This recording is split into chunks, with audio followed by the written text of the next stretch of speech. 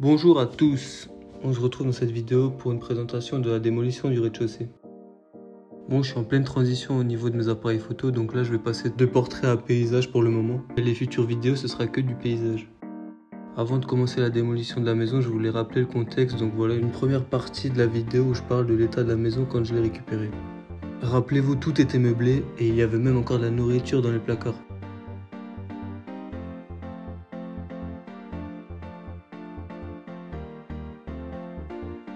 J'ai commencé par démonter le faux plafond qu'on retrouve directement à l'entrée. Je ne m'attendais pas à découvrir ça au-dessus du faux plafond.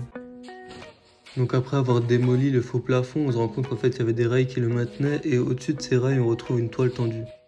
Mais avant de démonter la toile tendue, j'ai commencé à démonter un bout du mur parce qu'il me manquait un escabeau. Comme on peut le voir sur la vidéo, le mur était composé donc d'une plaque de bardage qui était maintenue par du latage. Et derrière ça on retrouve un mur qui est déjà coupé en deux. Les murs que j'ai retrouvés derrière ce latage, c'était des murs en bois qui étaient maintenus par un petit latis avec du plâtre qui était projeté dessus.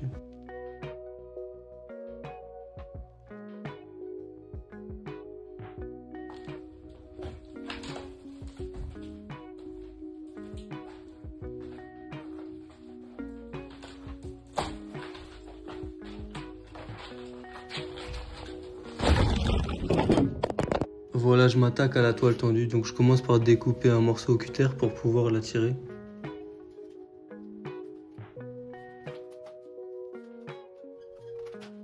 Ensuite, pour démonter la toile tendue, il suffit de découper les supports des rails. Le plus simple pour cette étape, c'est de prendre une disqueuse et de tout couper.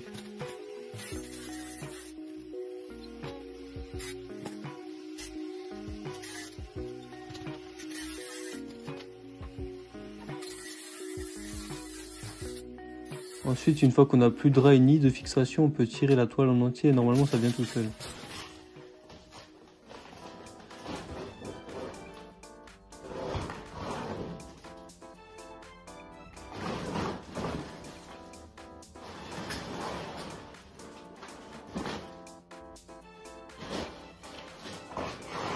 Une fois les rails découpés, franchement la toile ça s'enlève super bien, il y a juste à tirer dessus et tout s'en va.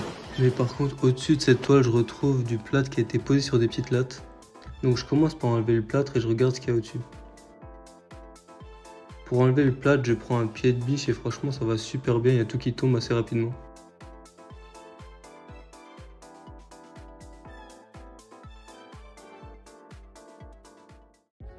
Voilà ce qu'on retrouve. On a tout ce foin là et au-dessus il y a le scorie. Du coup quand je vais taper dessus, il y a tout qui va tomber.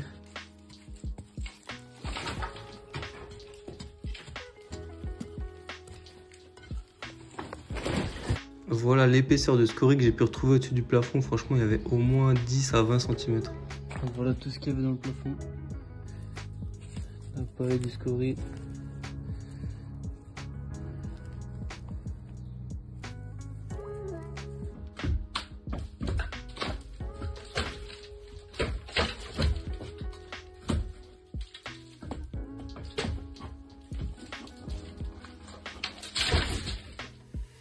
Pour enlever ce plafond, je suis obligé d'enlever latte par latte au pied de biche. Du coup, c'est assez long, mais franchement, une fois que j'enlève une latte, en général, il y a tout le plâtre qui tombe et du coup, le scorie tombe avec. Il faut vraiment pas oublier de porter des EPI. Donc moi, je porte des lunettes, des gants et un masque.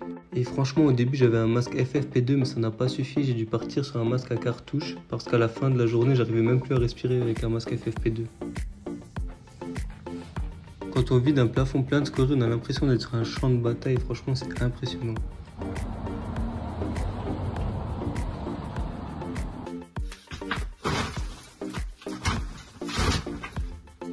Si vous aussi vous êtes passé par là lors de votre rénovation, n'hésitez pas à partager en commentaire vos expériences. Et surtout si vous avez des techniques ou des manières bien appropriées à ce genre de travaux.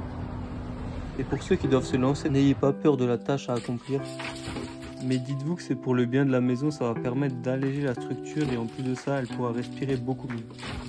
Et même entre les dalles de faux plafond, des belles poutres comme on peut les voir. Il n'y a pas photo, les poutres font vraiment ressortir le cachet de la maison.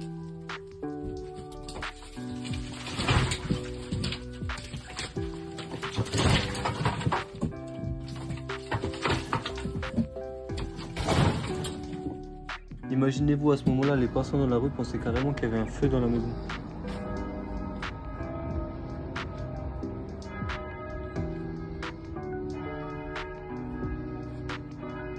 C'est bon, le plafond est enfin vidé, maintenant j'attaque le rangement. Donc là je pense que c'est la partie la plus chiante parce que vider le plafond franchement c'est assez galère déjà mais ça se fait assez bien. Mais à ce moment-là c'est assez compliqué parce qu'il faut trier le bois, des gravats et ensuite des encombrants. Et à ce moment-là j'avais pas encore de chaussures de sécurité, du coup je marchais sur tous les clous parce que forcément il y a des lattes partout retournées au sol.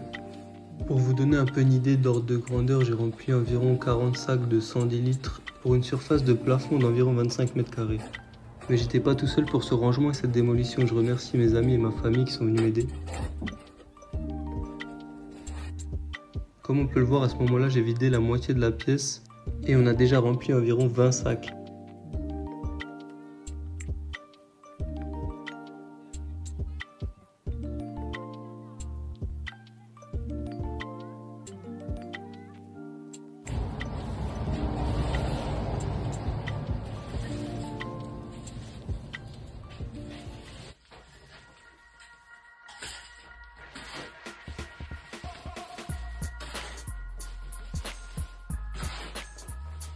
Une fois le dernier coup de pelle donné, j'attaque la démolition du mur. Pour démolir le mur, je l'ai découpé en 3 parties et pour réaliser ces découpes, j'ai utilisé une scie sabre. Concernant la découpe, ça allait relativement bien, surtout pour la partie en bois. Avant de démonter le mur, j'ai aussi vérifié que le mur n'était pas porteur. C'était très simple de le vérifier, en fait il n'était même pas fixé au niveau du plafond. Comme on peut le voir, le mur est relié à un seul point de fixation qui est au sol.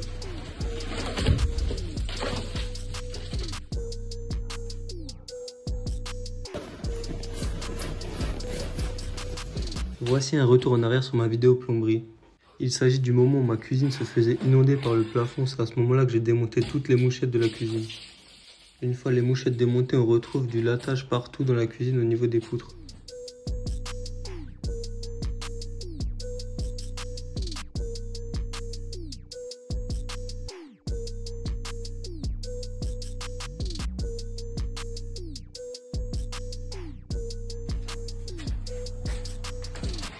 Mort.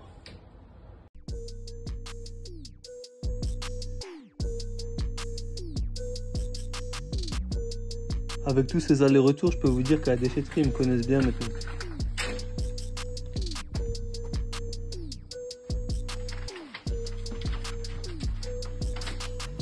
Et comme on peut le voir, pour la démolition complète du rez-de-chaussée, j'ai eu besoin de quelques outils.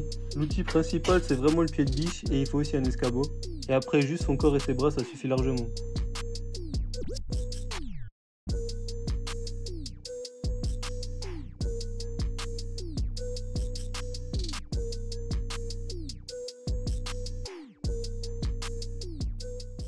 Je me retrouve avec tous les plafonds démontés. À ce moment-là, je me rends compte du potentiel des poutres qui sont magnifiques.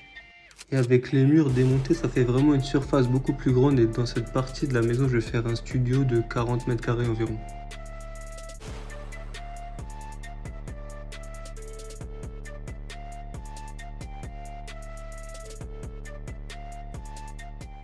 Je poursuis la démolition avec les 2 murs restants. Je me rends compte que dans cette maison, ils ont rajouté couche sur couche, que ce soit au niveau des plafonds ou des murs. Et du coup, à force d'enlever ces couches, je me retrouve avec une surface plus en plus grande. Donc ça me rassure parce que je me dis que je vais pouvoir faire une isolation intérieure sans trop perdre de surface par rapport à mes mesures initiales.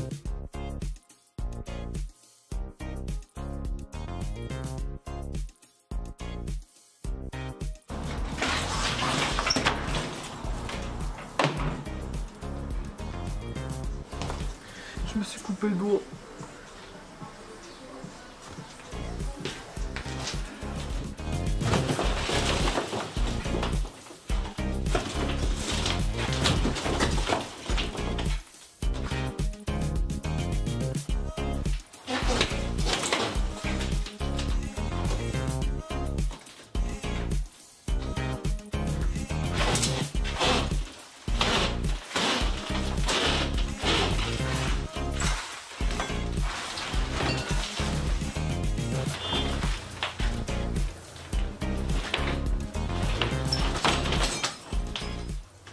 Bon, déjà on voit qu'il y a une couche de plâtre. Et la couche de plâtre elle tient pas du tout. Du coup il y a directement derrière les pierres. Mais là il y avait une armoire qui était encastrée. Et j'ai l'impression que si j'enlève le dessus de l'armoire, la pierre elle va venir avec.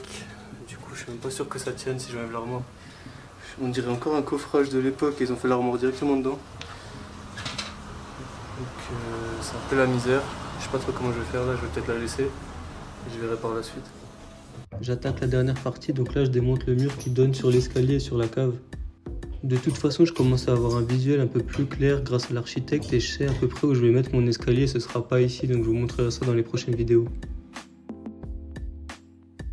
Pour la suite des travaux, il me reste à démolir une partie du mur porteur, donc là je vais devoir étayer. Et ensuite il me restera à démonter l'escalier, donc pour cette partie je vais d'abord commencer par réaliser les communs. Et une fois les communs réalisés, je démonterai l'escalier, comme ça je pourrai monter jusqu'au 3e étage sans souci.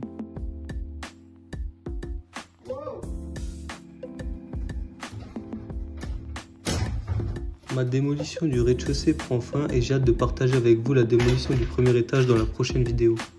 Surtout pensez à vous abonner, ça donne toujours de la force. Et un grand merci à ceux qui suivent le projet.